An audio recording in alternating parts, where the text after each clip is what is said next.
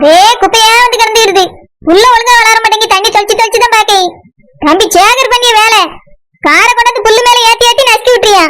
நானே வீட்டுக்கு புழு கலர்ல பெயிண்ட் அடிச்சு விட்டா பச்சை கலர்ல புல்லு வளர்த்தாதான் அழகா இருக்கணும் வளர்த்துக்கிட்டு இருக்கேன். இது இந்த வீட்டுல உள்ளவங்களுக்கு தெரியுதா? நம்ம தான் எல்லாத்தையும் பார்க்க வேண்டியிருக்கு. ஒருத்தருக்கு ஒரு அக்கறை இல்ல. இந்த மீன்காரி வந்துட்டாலே என்ன வேலை செஞ்சு மாட்டான். என்ன பிசாண்டி வெளிநாட்டுக்கு நீங்களும் போகாம வந்துட்டீங்களோ?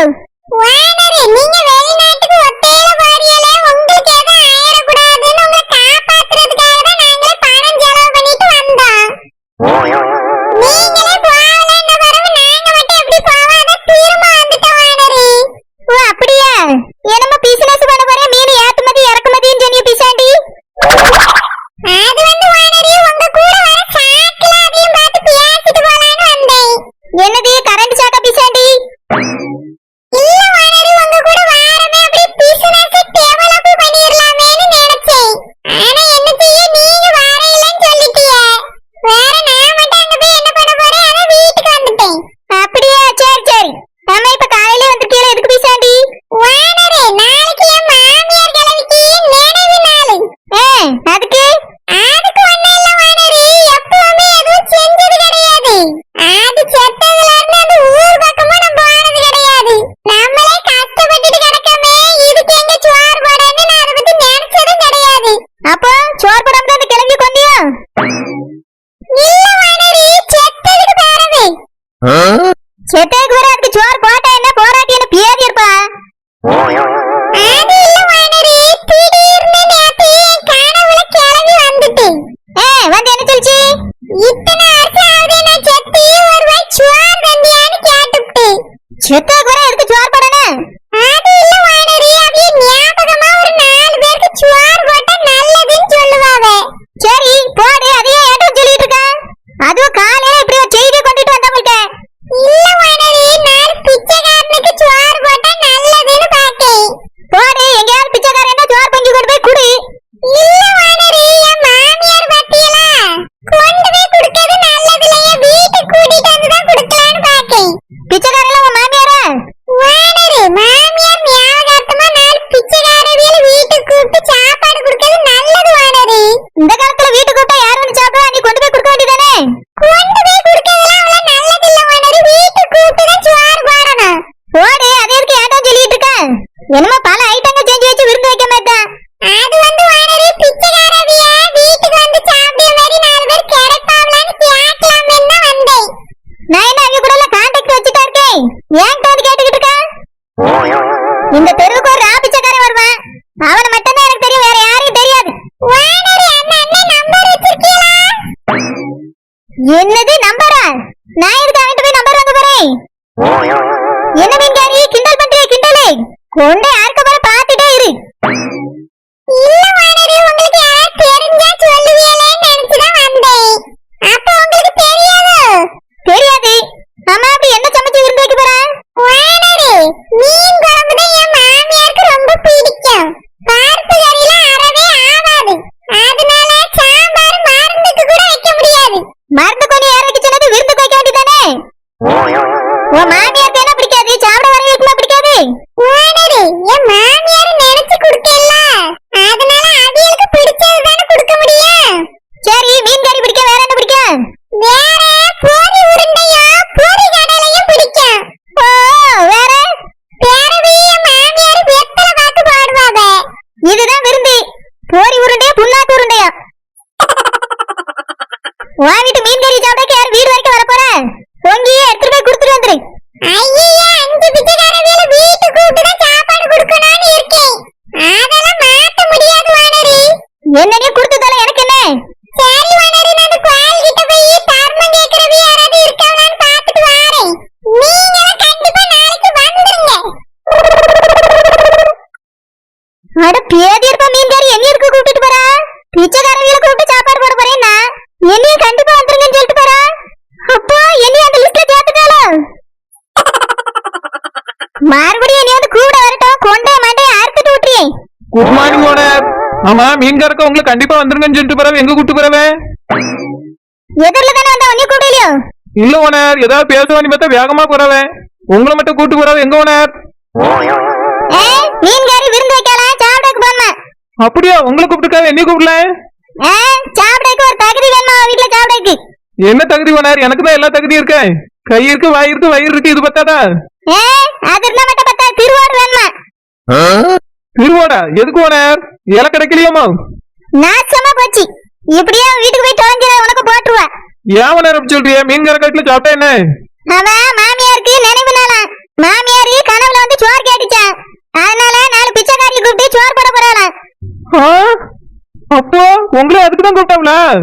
நானே அது வயிற்றுல நின்னுட்டு, நீ வேற வந்து கிளப்பி விட்டுக்கிட்டு இருக்க. மரியாதையா ஓடி போய் குச்சி வச்சு அடிச்சு விடுவேன். ஓனர், ஏதாவது பெரிய ஃபங்க்ஷனா இருக்கும், நம்மள போய் சாப்பிடலாமே நினைச்சிட்டு கேட்டேன் ஓனர். இப்படி ஏமாத்தி விட்டீங்களே. சரி, உங்க புருஷன் வர எனக்கு அது பெரிய ஃபங்க்ஷனா வச்சு கொண்டாடிருங்க. ஃபங்க்ஷன்ல சாப்பிட்டு ரொம்ப நாள் ஆச்சு.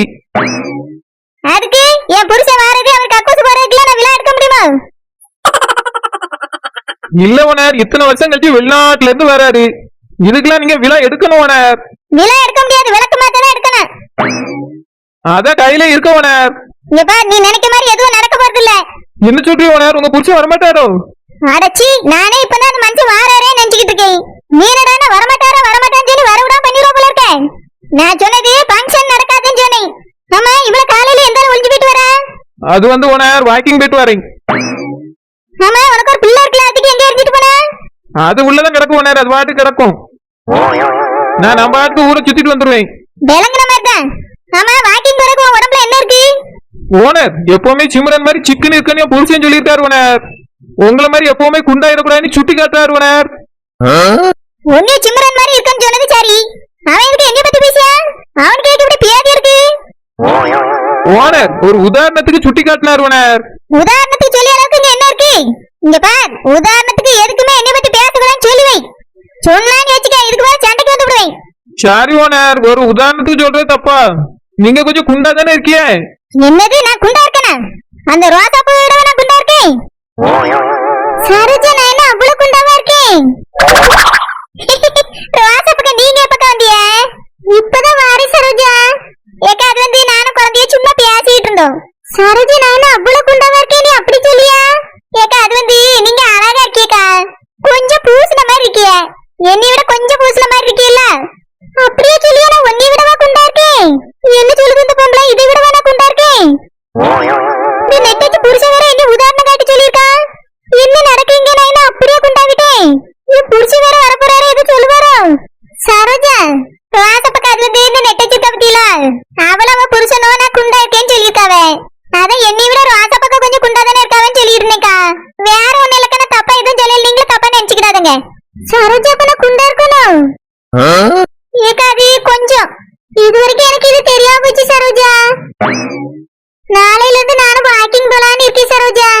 ரோசா பக்கா, உங்க உயரத்துக்குலாம் இது கரெக்டா தான் இருக்குக்கா, நல்லதா இருக்கிய. இல்ல குழந்தை, சரோஜாவே சொல்லிட்டா பத்தியா, அதனால நான் கொஞ்சம் குண்டாதான் இருக்கேன்னு நினைக்கிறேன். ஆமா, நான் சொல்லல, இந்த அம்மாக்கு தெரியாது. உலக நடிப்புட சாமி. அம்மா, நான் வண்ணரபில் வீட்டு வரைக்கும் போயிட்டு வரேன். சாமிமா, காலையில எதுக்கு சரோஜாக்கா வீட்டுக்கு போறா? அம்மா, எனக்கு ரொம்ப தலைவலியா இருக்குமா. அதனால சேகர் கிட்ட போய் நான் இன்னைக்கு வேலைக்கு வரலாம், மோனிகா சார் கிட்ட சொல்லிடுறேன்னு சொல்லிட்டு வரலான்னு போறேன். என்னது, வேலைக்கு போவே இல்லையா? ஆமாமா, ஒரே தலைவலியா இருக்கு காலையில முழிச்சதுல இருந்து. என்னால அங்க போய் வேலை பார்க்க முடியாதுமா. அதனால இன்னைக்கு ஆபீஸ்க்கு லீவ் போட்டுறலான்னு இருக்கேன். சாமிமா, மாணிக்க நம்பி 2000 தான் சம்பளம் தருது. நீ இப்படி அதுலயும் ஒரு நாள் போகலன்னா சம்பளத்தை பிடிச்சிருவாங்களேம்மா. அப்புறம் நம்மளுக்கு என்ன வரும்? அம்மா, நானும் ஒரு நாள் கூட வேலைக்கு லீவ் போடக்கூடாதுன்னு தான் நினைச்சிட்டு இருந்தேன். ஆனா இன்னைக்கு என்னால சுத்தமா முடியலமா, ரொம்ப தலைவலியா இருக்கு. ஒரு சமயம் டூருக்கு போயிருந்தாலும் இன்னைக்கு லீவ் தானே எடுத்திருப்பேன். அந்த மாதிரி நினைச்சுக்கம்மா.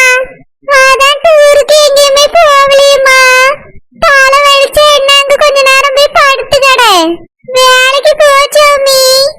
அம்மா, தலை வலிக்குதுமா, எப்படி நாங்க போய் வேலை பார்க்க முடியாதுன்னு சும்மா உட்கார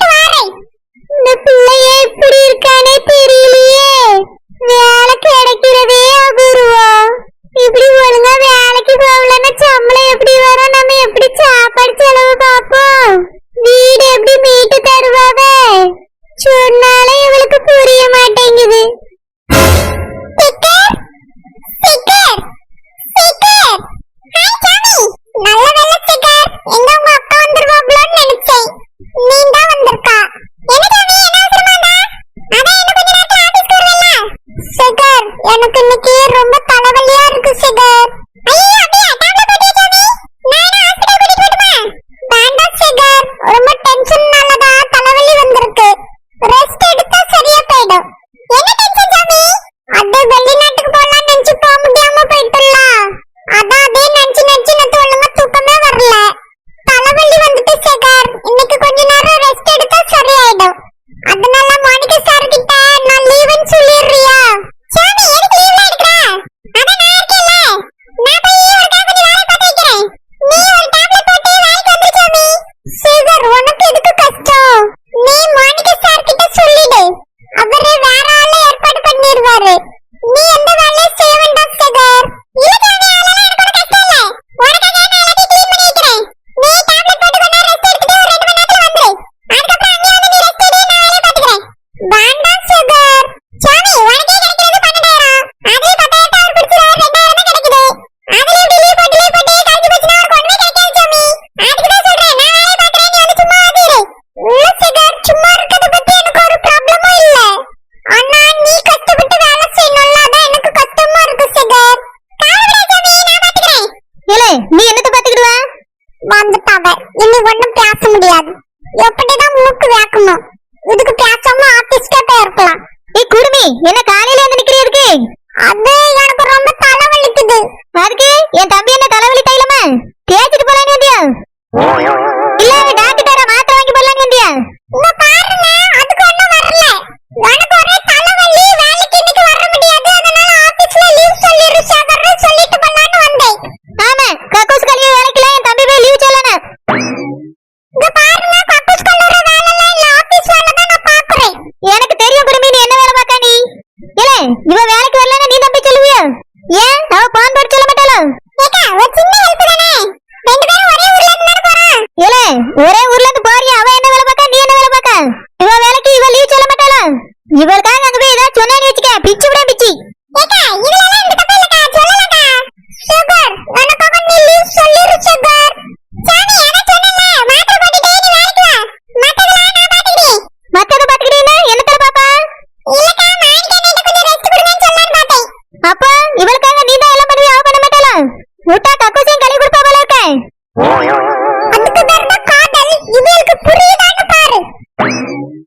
என் சுகர் எனக்காக எதுனாலும் செய்வா. கக்கூசு கூட கழுவா. இவளுக்கு அதை பத்தி என்ன தெரிய போகுது? கழுதைக்கு தெரியுமா கற்பூர வாசனை? முன்ன பின்ன காதல் பண்ணிருந்தா இவளுக்கு தெரிஞ்சிருக்கும். புருஷன் இங்க கிடையாது. இவளுக்கு எங்க தெரிய போகுது கக்கூசு கழுவுற அருமைய பத்தி? சீ, காதல பத்தி. என்ன குடுமி முணுமுணுங்கிறியனே? உனக்காகலாம் என் தம்பி போய் லீவ் சொல்ல மாட்டான். ஏலே சொன்னான்னு வச்சுக்க, பிச்சு விட பிச்சு. ஏக்கா இதெல்லாம் ஒரு சின்ன ஹெல்ப் தானே. சின்ன ஹெல்ப்பா பெரிய ஹெல்ப்பா இவளுக்குலாம் பண்ணக்கூடாது. சுகர் இது ரொம்ப தான் பண்ணியா உனக்கு ஒண்ணு ஹெல்ப் பண்ணாண்டா. மாணிக்க சார் கிட்ட மட்டும் நான் இன்னைக்கு லீவுன்னு சொல்லிரு. வேண்டாம் சாமி, அதான் நான் சொன்னேன்ல, நான் பாத்துக்கிட்டே நீ வா. இல்ல என்னல நீ பாத்துக்கிடுவ? இவளுக்கு மேல நீ கக்கூசு கழுவ போறியா? இங்க பாருங்க, யாருமே இங்க கக்கூஸ் கழுவே இல்ல. நான் ஆபீஸ் ஒர்க் தான் பண்றேன். சும்மா இந்த மாதிரி பேசுற வேலையை தோட்ட விட்டுருங்க. உடல்ல அப்படி என்ன பண்ணிடுவ? எனக்கு ஏற்கனவே தலைவலியா இருக்கு. நீங்க மேல மேல தலைவலியை ஏத்தாதீங்க. சேகர் நான் வாரேன். ஏ அம்மம்மா, இதெல்லாம் வீட்டுக்குள்ள சேர்க்கதே தப்பு. ஏலே இவளுக்காகலாம் அங்க போய் ஏதாவது சொன்னா செஞ்சான்னு கேள்விப்பட்டேன்னு வச்சுக்க, அவ்வளவுதான் தம்பி சேகரி. நான்